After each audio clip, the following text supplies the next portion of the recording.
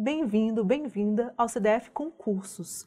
O tema vai ser, aqui desse artigo, vai ser incêndios na Amazônia e o Código Florestal. A Amazônia é a maior floresta tropical do mundo.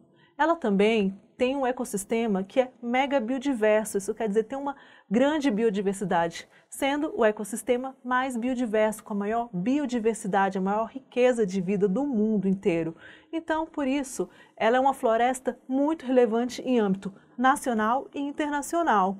E ela tem sido tema, pauta da mídia nos últimos meses, em função das queimadas que ocorreram na Amazônia, a gestão governamental sobre a Amazônia e toda a preocupação internacional também sobre essa floresta, sobre esse bioma. Então vamos falar da Amazônia aqui, porque com certeza ela vai ser pauta tanto de questões dentro de concursos da área ambiental, quanto também dos demais concursos na parte de atualidades. Então vamos ao nosso artigo. Nosso artigo vai ser sobre incêndios na Amazônia e o Código Florestal. Primeiro, podemos dizer que a Amazônia é patrimônio nacional. O artigo 225, parágrafo 4º da Constituição Federal, tutelou a Amazônia como patrimônio nacional. Então, a Amazônia, junto com outros ecossistemas nacionais, com outros biomas nacionais, a exemplo da Mata Atlântica e do Pantanal, ela foi considerada como patrimônio nacional. Então, ela foi elevada, essa tutela constitucional, sobre a Amazônia. Também podemos dizer que a Amazônia é sítio, parte da Amazônia é sítio do patrimônio natural da Unesco. Ou seja, parte das unidades de conservação da região chamada Amazônia Central, situada no estado do Amazonas, também foi elevado ao patamar de sítio do patrimônio natural da Unesco. A Amazônia é a segunda grande região natural do planeta. Ao contrário do que muita gente pensa, a Amazônia não é a maior região natural do planeta. Ela fica atrás das grandes florestas boreais, presentes no Alasca, no Canadá e na Rússia. Então, a Amazônia é sim a maior floresta tropical do planeta, o maior ambiente natural do planeta, mas ambiente natural tropical. E ela também é a região mais rica em biodiversidade tropical do planeta, ou seja, ela é a região com maior biodiversidade do planeta, com a maior quantidade de formas de vida do planeta. Agora, existem alguns mitos que a gente pode considerar sobre a Amazônia. Talvez o maior erro que se possa trazer sobre a Amazônia é considerá-la como pulmão do mundo. A Amazônia, de fato, produz oxigênio, porque boa parte ela é formada por muitas plantas que fazem um processo chamado fotossíntese. Na fotossíntese é captado o dióxido de carbono, que a gente chama de CO2, que junto com a água e também com a luz solar vai produzir glicose, energia para as plantas, e também mais água e oxigênio. Contudo, as plantas também respiram, e quando elas respiram, elas consomem a maior parte desse oxigênio produzido. Então, não é um grande serviço ambiental da Amazônia a produção de oxigênio. Então, é errôneo a gente chamar a Amazônia de pulmão do mundo. Contudo, a Amazônia fornece vários serviços ambientais muito relevantes no contexto da América Latina e até mundial. Um serviço ambiental essencial da Amazônia é a biodiversidade, a produção de biodiversidade. Então, essa biodiversidade ela é insumo para os diversos produtos. E também outro serviço ambiental fundamental da Amazônia é o próprio fornecimento de água, a regulação climática que a Amazônia gera. Então vamos lá, a Amazônia não é pulmão do mundo. No entanto, ela presta outros serviços ambientais, ou também chamados ecossistêmicos, que também podem ser chamados de serviços ecossistêmicos. Um deles ocorre por meio da evapotranspiração. A evapotranspiração é esse processo trazido aqui. Eu tenho uma floresta em condições normais, ou seja, uma floresta preservada. As árvores elas captam água do subsolo. E essa água aqui no subsolo, ela sobe pelas plantas e acende, elas liberam, elas transpiram, é a evapotranspiração. E toda essa evapotranspiração realizada pela floresta, junto com a própria evaporação de água que fica ou na superfície das plantas ou no próprio solo, ela sobe ela sobe na forma de vapor d'água. Quando esse vapor d'água se concentra, as correntes de ar a transportam, e transportam para outras regiões. Todo esse transporte de água, ele ocasiona chuvas em áreas muito distantes que alimentam a própria bacia do rio Amazonas. Ela chega até regiões do Peru, onde ela vai trazer chuvas quando ela se interpelar, quando ela chegar na Cordilheira dos Andes, e também ela traz chuvas para outras regiões do continente, inclusive regiões do centro-sul do Brasil, do centro-oeste. Então, todas essas massas de todas essas massas de água que a Amazônia emite por meio da evapotranspiração, que também são chamadas de rios voadores, também são chamados de rios voadores. Então, toda essa massa de água regula a questão climática na América do Sul. Então, é um serviço ecossistêmico fundamental para a regulação climática do Brasil e países vizinhos. Além disso, também temos outros serviços ecossistêmicos. Aqui temos, por exemplo, uma imagem de cosmético com várias folhinhas. Por quê? Dentro dos serviços ecossistêmicos, a Amazônia traz princípios ativos, óleos vegetais,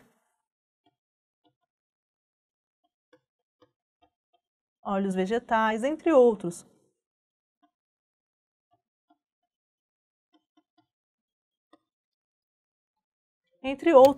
E esses princípios ativos e esses óleos vegetais, eles vão servir como insumo de diversos cosméticos, produtos. Então, esse é um serviço ecossistêmico. A biodiversidade dela, todas aquelas plantas, elas fornecem insumos, material para a indústria de cosmético, entre outras indústrias também, alimentícias. E também, além disso, ela é essencial porque ela também traz insumos para a indústria farmacêutica também.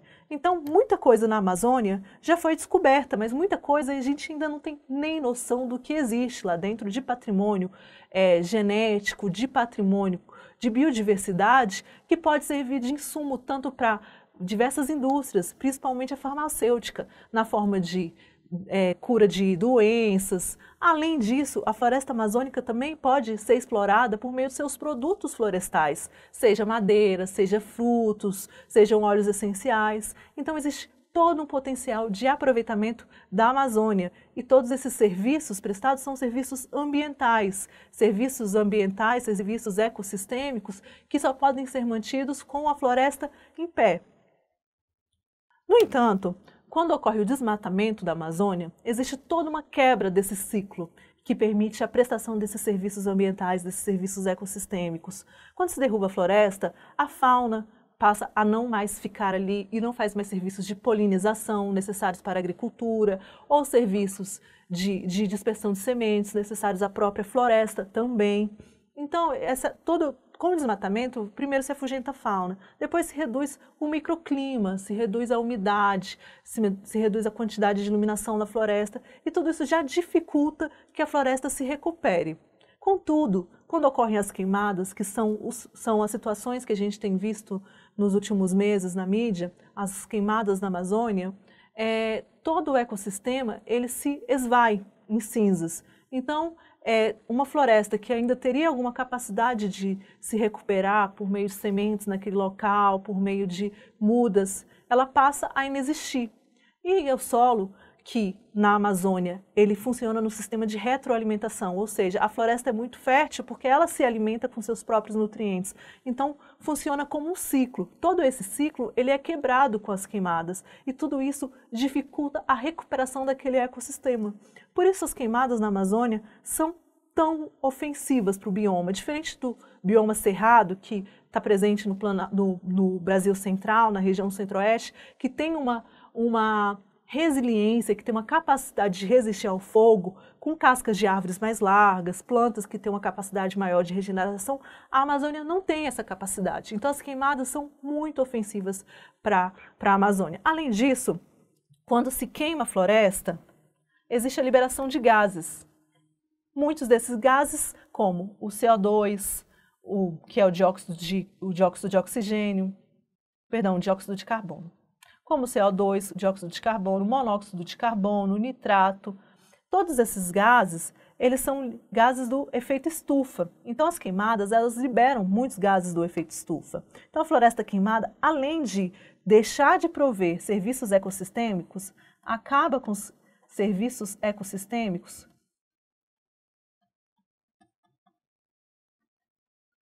interrompe esses serviços ecossistêmicos, ela também aumenta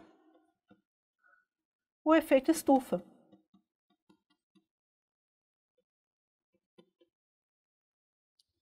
Trazendo, então, um impacto até, digamos, mundial da perda da floresta. Além dela deixar de promover esses serviços ecossistêmicos, ela também passa a ter um efeito negativo dentro do equilíbrio ambiental, dentro das condições ambientais. Então, a queima da floresta ela é negativa em diversos aspectos. Nesse sentido, como proteção das florestas nacionais, a gente tem um diploma legal, que é o que chamamos de Código Florestal, que hoje se dá pela Lei 12.651 de 2012. O Código Florestal ele tem um capítulo específico para falar sobre o regime do fogo, sobre o fogo em vegetações florestais, vegetações nativas. Isso é tratado em capítulo próprio no Código Florestal. E não se estende somente à Amazônia, porque incêndios florestais é um problema não só da Amazônia, mas de diversos biomas brasileiros. Por quê? O fogo ele causa uma perda significativa de biodiversidade, ocorra onde ocorrer. Então a proteção do Código Florestal ela se dá para todas as florestas nacionais. Então temos um capítulo próprio no Código Florestal com relação ao uso do fogo, que é o capítulo 9, da proibição do uso do fogo e do controle dos incêndios. Nesse capítulo, se proíbe o uso do fogo na vegetação, mas se excepciona, algumas exceções são colocadas pela lei, e essas exceções são relevantes. Uma das exceções é que, em locais ou regiões cujas peculiaridades justifiquem o emprego do fogo em práticas agropastoris ou florestais, mediante prévia aprovação do órgão estadual ambiental competente, do SISNAMA, do Sistema Nacional do Meio Ambiente, para cada imóvel rural ou em forma regionalizada, se estabelecerá os critérios de monitoramento ou controle.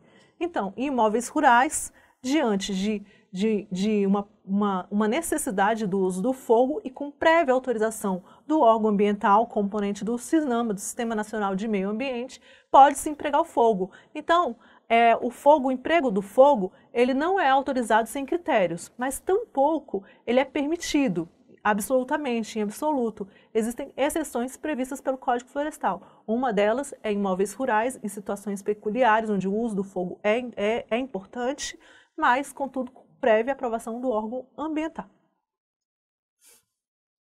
Outra situação, também prevista no artigo 38, é o emprego do fogo na queima controlada em unidades de conservação, em conformidade com o respectivo plano de manejo e mediante prévia aprovação do órgão gestor da unidade, visando o manejo conservacionista da vegetação nativa, cujas características ecológicas estejam associadas evolutivamente à ocorrência do fogo. Um exemplo disso é o cerrado, por exemplo. Existe a necessidade, quando aquela vegetação não pega fogo durante muitos anos, de promover o manejo do fogo, ou seja, fazer um fogo controlado em determinada parte da vegetação de uma unidade de conservação, para prevenir que se vier um fogo acidental, um fogo criminoso, esse fogo ele não consuma excessivamente a vegetação. Então existem casos em que o manejo do fogo, como são chamadas as técnicas de emprego do uso do fogo, são necessárias. E nesse caso, o Código Florestal também faz uma exceção. Além disso, ainda pelo artigo 38, no inciso 3, também são permitidas atividades de pesquisa científica vinculada a projeto de pesquisa devidamente aprovado pelos órgãos competentes e realizada por instituição de pesquisa reconhecida, mediante prévia aprovação do órgão ambiental competente do SISNAMA.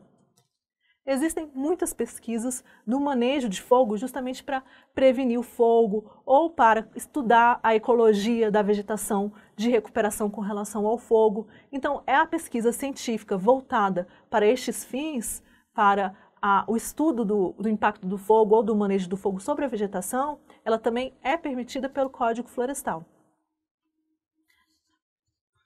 Recentemente, houve um decreto publicado pelo governo federal com relação ao uso do fogo. Esse decreto, ele suspendeu o uso do fogo em território nacional por 60 dias. Foi divulgado na mídia em que o decreto, ele teria suspendido os incêndios florestais na Amazônia. Não, mas esse decreto ele suspendeu em todo o território nacional. É o decreto número 999/2019. No entanto, mesmo esse decreto, ele trouxe exceções para o uso do fogo. Um deles é o controle fitossanitário. Muitas vezes, por controle fitossanitário, é necessário o emprego do uso do fogo. Outra exceção que esse decreto trouxe foi o combate do fogo com fogo. É comum, no combate a incêndios florestais, se utilizar fogo contra fogo para minorar, para diminuir os impactos do fogo, dos incêndios florestais em determinada vegetação. Então, esse uso do fogo, ele foi permitido também. Então, não é absoluta a exceção, não é absoluta a proibição do uso do fogo. O uso do fogo, ele pode ser permitido, mesmo nesse decreto de 60 dias em que proibiu em todo o território nacional. Outra possibilidade que esse mesmo decreto trouxe foi do uso do fogo em atividades agropecuárias, agropastoris, necessárias à agricultura tradicional, dentro de comunidades tradicionais ou dentro de áreas indígenas. Então, também foi outra permissão trazida pela lei. Então, o resumo disso é que o fogo, ele não é absolutamente proibido, mas ele é permitido tanto pelo Código Florestal, quanto pelo decreto que recentemente foi publicado pelo prazo de 60 dias apenas, uma questão de emergência pela situação do país, pela situação que a Amazônia se encontra, mas ele é permitido em situações excepcionais, sempre com controle do órgão ambiental ou com a própria finalidade de combater o fogo e trazer técnicas, melhorias às técnicas de combate do fogo. Outro dispositivo que trata também sobre incêndios florestais é a Lei 9605 de 1998, que é a Lei de Crimes Ambientais. A Lei de Crimes Ambientais tipifica no artigo 41 que provocar incêndio em mata ou floresta tem a pena de reclusão de 2 anos e 4 anos. 2 anos a 4 anos, perdão, e multa. E se o crime é culposo, ou seja, ele não teve dolo, a pena é de detenção de 6 meses a 1 ano e multa. Então, a questão do fogo, ela é tão perniciosa, ela é tão prejudicial à vegetação, seja da floresta amazônica ou outras vegetações, outros biomas nacionais, que ela foi um tema tipificado como crime na própria Lei de Crimes Ambientais. E cabe responsabilização penal se houver uma identificação diante de uma investigação, aquele indivíduo que promoveu o uso do fogo sem sem o devido respeito às normas legais, como o Código Florestal e, mais recentemente, a esse decreto. Vamos a uma questão de prova sobre este artigo. Então, vamos lá. As florestas públicas e privadas são objeto de regulamentação no Brasil. Sim, são objeto de regulamentação pelo Código Florestal, por exemplo, pela Lei 12651 de 2012. O tema suscitou recentemente diversos debates nacionais e internacionais sobre o novo Código Florestal. A respeito deste assunto e de suas interfaces com outras áreas, julgue o item subsequente. O Código Florestal de 2012 proíbe o uso do fogo no meio rural, de forma a reduzir a ocorrência de incêndios florestais. É interessante falar que o Código Florestal de 2012, no seu capítulo 9, ele não proíbe em absoluto o uso do fogo, o emprego do fogo. Então, ele não proíbe em absoluto.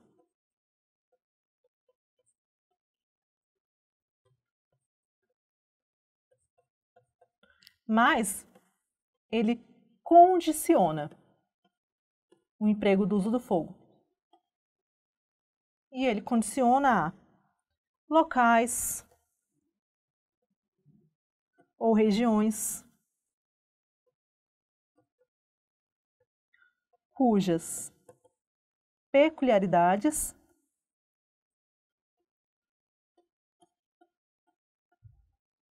justifiquem o uso do fogo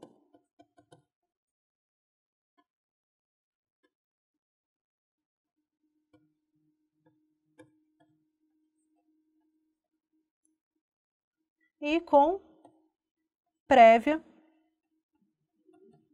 aprovação do órgão ambiental, aquele órgão ambiental componente do Sistema Nacional de Meio Ambiente. Perdão. Então a questão ela está errada.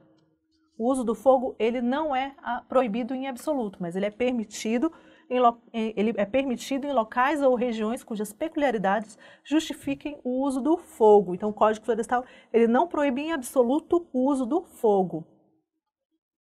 Aqui estão as nossas referências das imagens utilizadas na apresentação. E é isso. Obrigada por ver esse artigo e acesse o site do CDF e confira os nossos conteúdos. Até mais!